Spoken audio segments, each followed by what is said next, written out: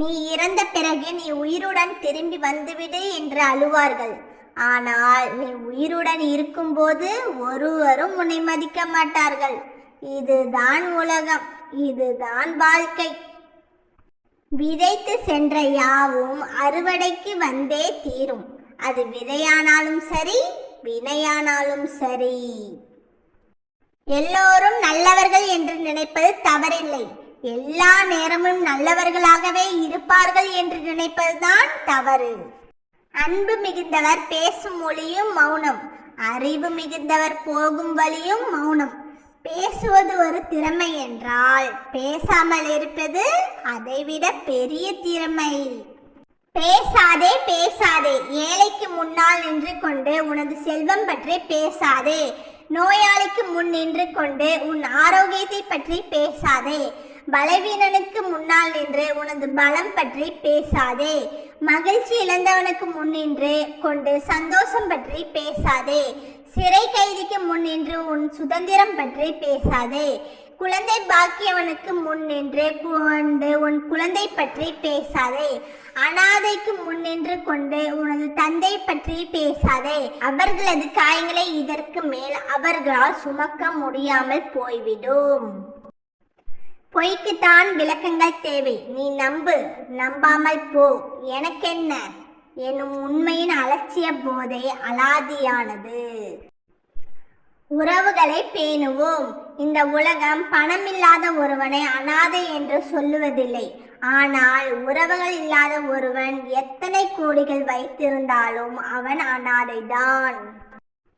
நீ கண்ணீர் சிந்திய நாட்களை மறந்துவிடு.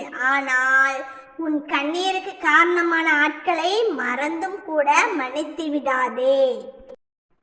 வாழ்க வளமுடன். நிறைய மொழிகள் பேச தெரிவது ஒரு கலைதான். ஆனால் அமைதியாக இருக்க வேண்டிய இடத்தில் பேசாமல் இருப்பது எல்லா மொழிகளையும் விட சிறந்த கலை. மறக்க வேண்டியதை நினைத்தும் நினைக்க வேண்டியதை மறந்தும் வாழும் வாழ்க்கை இங்கு பலரின் வாழ்க்கை ஆனதே. யாதும் நீயே. சந்தோஷத்தையும் சோகத்தையும் தாங்கிக் கொண்டே நம்மை எழுந்து நடமாட வைக்கும் நம் மனது தான் மிக சிறந்த நண்பன். நம்மை நாமே நேசிப்போம்.